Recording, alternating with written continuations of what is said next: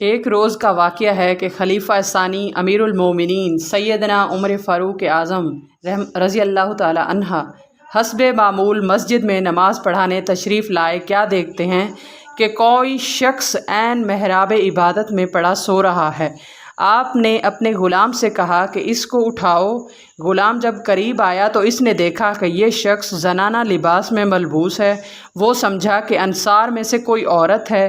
اب جو بلایا تو انکشاف یہ ہوا کہ یہ عورت نہیں، ایک مرد کی لاش ہے جس کے ہاتھوں میں مہندی لگی ہوئی ہے، زنانہ کپڑے پہنے ہیں اور اس کا گلا کٹا ہوا ہے۔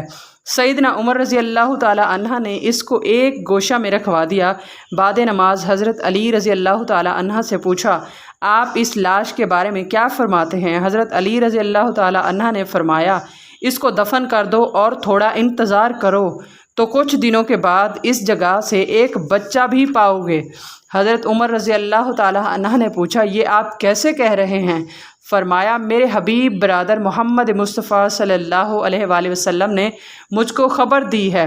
چنانچہ جب 9 مہینے کا عرصہ گزرا اور حضرت عمر رضی اللہ تعالی عنہ نماز صبح کے لیے مسجد میں داخل ہوئے تو بچے کے رونے کی آواز کان میں آئی، جس کو سنتے ہی حضرت عمر رضی اللہ عنہ کی زبان سے نکلا کہ ہمارے حبیب صلی اللہ علیہ وآلہ وسلم نے سچ فرمایا اور ان کے غلام بھی ہمیشہ سچ کہتے ہیں، اور یہ کہہ کر اپنے غلام سے کہا کہ اس بچے کو حضرت علی رضی اللہ عنہ کے پاس لے کر جاؤ۔ حضرت نے اس بچے کو دیکھ کر فرمایا، اس پر ایک انا معین کرو جو اس کو دودھ پلائے۔ جب بچہ 9 ماہ کا ہو گیا تو عید الفطر کے روز آپ نے حکم دیا کہ وقت نماز مسجد میں بچہ لایا جائے اور دائی عورت اس کو اپنے پاس رکھے۔ جب کوئی عورت اس بچے کے پاس آ کر اس کو بوسہ دے اور کہے کہ اے مظلوم، مظلومہ کے فرزند اور ظالم کے فرزند، تو اس کو پکڑ کر میرے پاس لے آنا۔ چنانچہ دائی جب اس بچے کو لے کر چلی تو ایک مرتبہ پیچھے سے آواز آئی، میں تجھ کو محمد مصطفیٰ صلی اللہ علیہ وآلہ وسلم کی قسم دیتی ہوں کہ ٹھہر جا۔ چنانچہ دائی ٹھہر گئی۔ اتنے میں ایک حسین و جمیل عورت دوڑتی ہوئی آئی۔ اس نے بچے کو گود میں لے کر بوسہ لینا شروع کیے اور کہتی جاتی، اے مظلوم، مظلومہ کے فرزند، ظالم کے فرزند، تو میرے مرے ہوئے فرزند سے کتنا متشابہ ہے۔ یہ کہہ کر اس نے بچہ دائی کے حوالے کیا اور چاہا کہ چلی جائے۔ دائی نے فوراً اس کا ہاتھ تھام لیا۔ عورت نے کہا، چھوڑو۔ دائی نے جواب دیا، میں تجھ کو حضرت علی رضی اللہ تعالی عنہ کی خدمت میں لے چلوں گی۔ یہ سنتے ہی وہ عورت لرزنے لگی اور دائی کی منت خوشامد کرنے لگی۔ اس نے کہا، اگر حضرت علی رضی اللہ عنہ کے پاس مجھ کو لے چلو گی تو لوگوں کے سامنے میری رسوائی ہوگی جس کو میں محشر تک معاف نہ کروں گی۔ بہتر یہ ہے کہ میرے ساتھ مکان پر چلو، میں تجھ کو وہاں 2 یمنی چادریں اور 300 درہم انعام میں دوں گی۔ دائی اس عورت کے کہنے میں آ گئی اور اس کے ساتھ مکان پر چلی گئی۔ عورت نے جو کچھ وعدہ کیا تھا پورا کیا اور کہا کہ عید قربان کے موقع پر بھی آ کر اگر اس بچے کو مجھے دکھا جاؤ تو پھر بھی تمہیں اتنا ہی انعام دوں گی۔ دائی نے کہا، بہت اچھا، اور بچے کو لے کر وہاں سے چلی گئی۔ جب حضرت علی رضی اللہ تعالی عنہ کی خدمت میں پہنچی تو آپ نے اس سے کہا، کیا ہوا، وہ عورت ملی تھی؟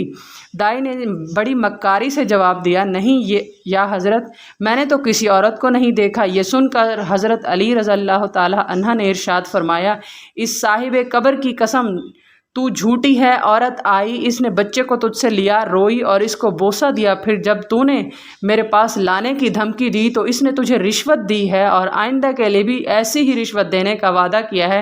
یہ سن کر عورت ڈر گئی، بولی، اے رضی اللہ تعالی عنہ، کیا آپ غیب کی باتیں بھی جانتے ہیں؟ فرمایا، غیب تو صرف خدا ہی جانتا ہے، لیکن یہ سب باتیں مجھ کو میرے بھائی محمد مصطفیٰ صلی اللہ علیہ وآلہ وسلم نے بتلا دی ہیں۔ دائی بولی، اچھا، اب میں سچ سچ بتلا دیتی ہوں۔ پھر اس نے پورا واقعہ بیان کیا اور کہا کہ میں اس مکان کو جانتی ہوں، اگر آپ فرمائیں تو ابھی اس کو حاضر کروں۔ آپ رضی اللہ تعالی عنہ نے فرمایا، یہ عمل پہلے کام سے بھی بدتر ہے۔ جب تو نے اس کو آئندہ عید قربان تک مہلت دی ہے تو اب عید الاضحیٰ تک اس کا انتظار کر۔ عورت نے کہا، بہت اچھا۔ اس کے بعد جب عید قربان کا روز ہوا تو حضرت علی رضی اللہ تعالی عنہ نے پھر اس دائی کو حکم دیا اور وہ بچے کو لے کر مسجد میں حاضر ہوئی۔ بچے کی ماں بھی حسب قرارداد آ گئی اور بچے کو پیار وغیرہ کرنے کے بعد اس نے دائی سے کہا، اب میرے ساتھ مکان پر چلو تو اتنا ہی انعام پھر دوں گی۔ دائی بولی اب یہ ہرگز نہیں ہو سکتا کیونکہ حضرت علی رضی اللہ تعالی عنہ کو سب کچھ معلوم ہو گیا ہے، اب تو میں تم کو ان کی خدمت میں ہی لے چلوں گی۔ یہ کہہ کر اس عورت نے اس کی چادر پکڑ لی اور عورت نے ایک آہ سرد بھر کر آسمان کی طرف دیکھا اور کہا یا غیاث المستغیثین یا جابر المستجابرین، پھر اس کے ساتھ ہوئی۔ جب حضرت علی کے سامنے اس عورت کو پیش کیا گیا تو آپ نے اس سے خطاب کیا اور فرمایا کہ یا تو خود اپنا واقعہ بیان کرے گی یا میں بیان کروں۔ اس نے کہا نہیں حضرت علی، میں اپنا واقعہ خود بیان کیے دیتی ہوں۔ یہ کہہ کر وہ اس طرح ہوئی گویا اس نے کہا میں ایک دختر انصاری ہوں، میرے باپ کا نام عامر بن سعد خزرجی تھا، میں رسول صلی اللہ علیہ وآلہ وسلم کی ہمر کعبی میں شہید ہوا اور میری ماں بھی ایام خلافت ابو بکر رضی اللہ تعالی عنہ میں اللہ کو پیاری ہو گئی۔ اس طرح میں بالکل یکو تنہا باقی رہ گئی اور اپنی ہمجولیوں اور سہیلی کے ساتھ کھیل کود کر بڑی ہوئی۔ ایک روز کا واقعہ ہے کہ میں کچھ لڑکیوں کے ساتھ کھیل کود کر رہی تھی کہ ایک بڑھیا ایک ہاتھ میں مالا جپتی دوسرے ہاتھ سے لٹھیاں کھٹکھٹاتی میرے سامنے آئی اور اس نے مجھ سے سوال کیا تمہارا کیا نام ہے؟ جمیلہ، میں نے جواب دیا۔ باپ کا نام عامر انصاری، میں نے کہا۔ کیا تمہارے باپ کا سایہ سر پر نہیں ہے؟ بڑھیا بولی۔ میں نے کہا نہیں۔ شادی شدہ ہو؟ نہیں، میں نے کہا۔ میں شرما گئی۔ بڑھیا نے میرے سر پر ہاتھ پھیر کر بہت سی دعائیں دیں اور میری بے کسی پر بہت رونے لگی، پھر بولی تم کو ضرورت ہے کہ ایک عورت تمہاری خدمت کیا کرے؟ میں نے کہا اس سے بڑھ کر کیا ہو سکتا ہے؟ وہ بولی تو میں تمہاری خدمت کرنے کے لیے حاضر ہوں، تم مجھ کو آج سے اپنی شفیق ماں سمجھنا۔ میں نے کہا بسر چشمے آئیے، آج سے یہ مکان آپ کا ہے۔ چنانچہ وہ بڑھیا میرے مکان میں آ گئی۔ اس نے مجھ سے وضو کے لیے پانی مانگا، میں نے پانی دیا۔ اس نے وضو کیا، اتنے میں اس کے لیے تازہ دودھ، روٹی، خرما لے آئی، لیکن اس کی نگاہ جوں ہی کھانے پر پڑی زاروں قطار رونے لگی۔ میں نے رونے کا سبب پوچھا، بولی بیٹا یہ چیزیں میری غذا نہیں ہیں، میری غذا میں تو جو کی روٹی اور تھوڑا سا نمک ہے۔ یہ کہہ کر وہ پھر رونے لگی۔ اس کے بعد کہا وہ بھی عشاء کی نماز کے بعد میں کھایا کرتی ہوں۔ یہ کہہ کر وہ نماز میں مشغول ہو گئی۔ جب فارغ ہوئی تو میں نے اس کی اس خواہش کے مطابق نان، جو اور نمک اس کے سامنے رکھ دیا۔ اس نے کہا تھوڑا راکھ بھی لا دو۔ میں نے اس سوال پر متعجب ہوئی، لیکن چونکہ اس زہدہ کی ہیبت میرے دل پر بیٹھ چکی تھی اس لیے بے چوں چراں راکھ بھی میں نے اس کے سامنے پیش کر دی۔ اس نے اس میں تھوڑا سا راکھ اٹھا کر نمک میں ملائی اور صرف 3 لقمہ کھا کر اور پانی پیا اور خدا کا شکر ادا کیا۔ پھر جو وہ نماز کے لیے کھڑی ہوئی تو صبح کی خبر لائی۔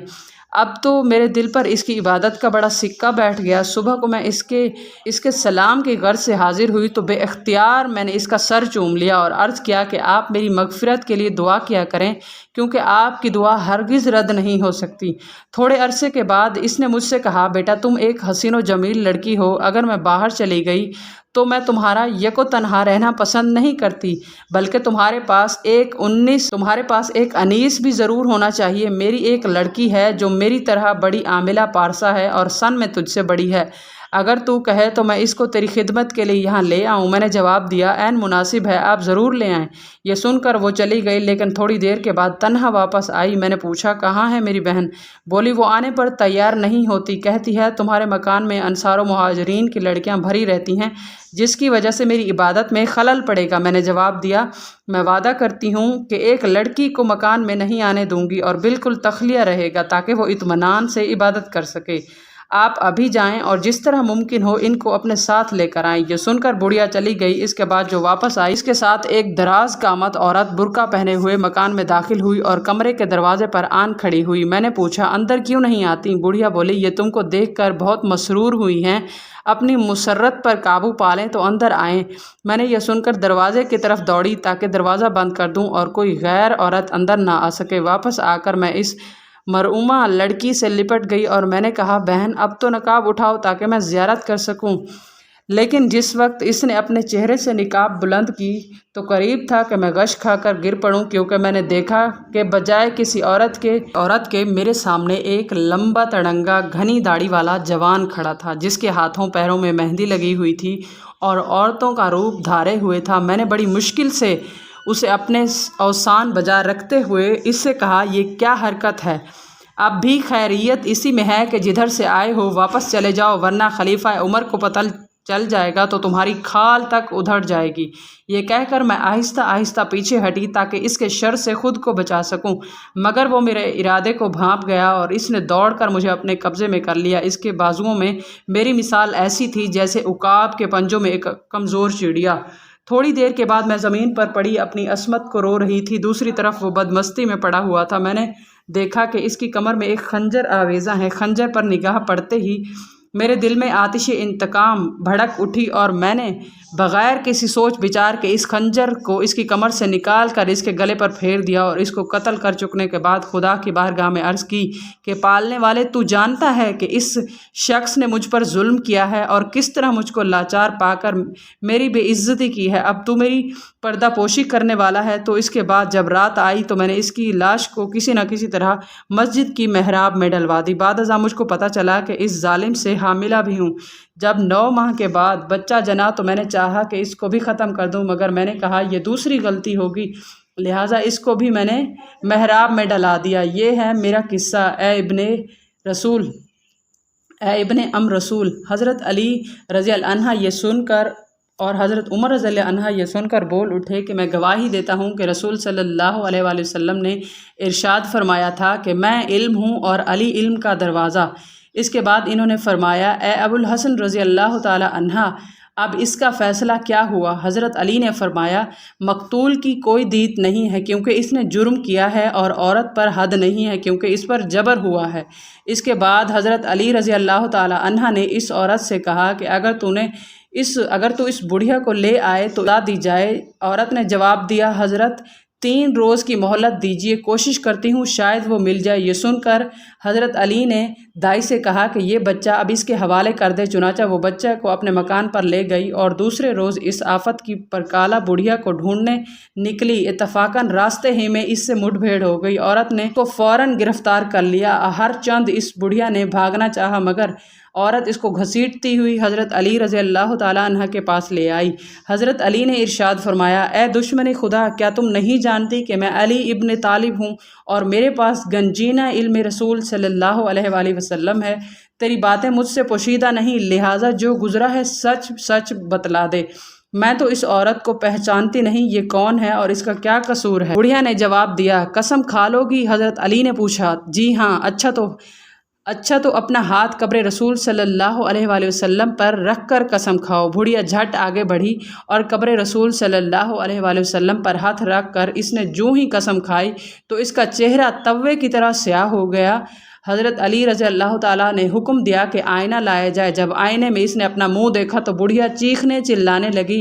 हज़रत अली रज़ी अल्लाह ताला अन्हा ने फिर दुआ मांगी कि ये बुढ़िया अपनी तौबा में सच्ची हो तो इसके चेहरे को सफ़ेद कर दे, मगर चेहरे की स्याही ना दूर हुई। हज़रत अली रज़ी अल्लाह ताला अन्हा ने कहा, तूने कैसी तौबा की है कि अल्लाह ने तुझको माफ़ नहीं किया? ये देखकर हज़रत उमर रज़ी अल्लाह ताला अन्हा ने हुक्म दिया कि इसको मदीना से बाहर ले जाकर रजम कर दिया जाए।